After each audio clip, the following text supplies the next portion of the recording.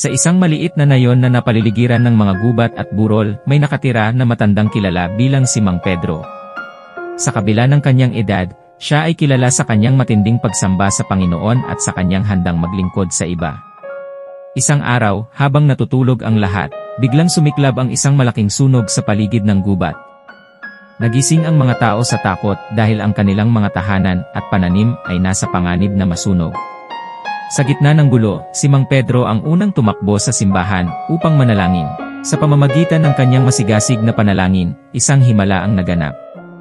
Bigla, umambon ng malakas na parang sagot mula sa langit. Ang malakas na pag-ulan ay agad na pinatay ang apoy, at nagtulungan ang mga mamamayan upang tiyakin ang kaligtasan ng kanilang mga tahanan. Matapos ang pangyayari, pinasalamatan ng mga mamamayan si Mang Pedro, na nagsilbing kasangkapan ng Panginoon sa kanilang oras ng pangangailangan. Patuloy nilang pinuri at pinanampalataya